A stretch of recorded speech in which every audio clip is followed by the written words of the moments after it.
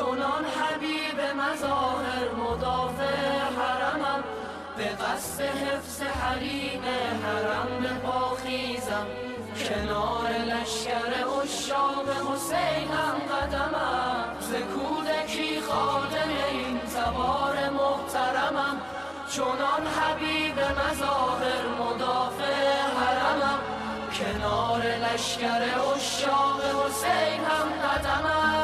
اگر که حرمت این بارگه شکسته شود و یا اگر که ره کرب و بلا بسته شود، چنان زنم به پیکر غاصب شام و عراق که بند وجودش ز هم گسسته شود. ز کودکی خادم این تبار محترمم، چنان حبیب مظاهر مدافع حرمم، کنار لشکر عشاق حسین هم قدمم. حکم دفاع از حرم ز شاه نجف دارم، به امر رهبرم همار جان به کف دارم، هدف فقط رهایی عراق و سوریه نیست، مسیرم از حلب از قدس را هدف دارم. ز کودکی خادم این تبار محترمم، چنان حبیب مظاهر مدافع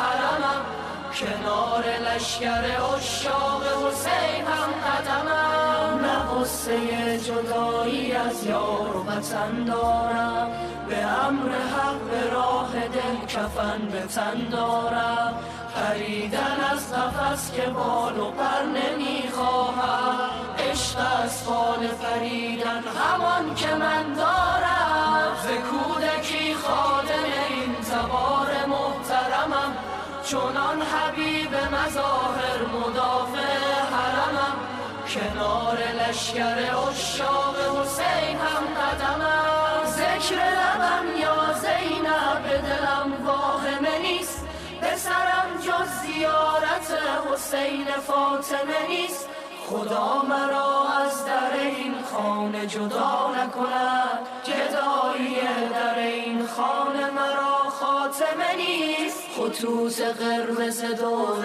حرم ز خون من است، چو برکم که مرگ من همان سکون من است. پیاده میروم ز مشهد الرضا تا شاه، حال کبوتر حرم حال کنون من است. ز کودکی خادم این تبار محترمم، چنان حبیب مظاهر مدافع حرمم، کنار لشکر عشاق حسین هم قدمم. ز کودکی خادم این تبار محترمم، چنان حبیب مظاهر مدافع حرمم، کنار لشکر عشاق حسین هم قدمم، کنار لشکر عشاق حسین هم قدمم، کنار لشکر عشاق حسین هم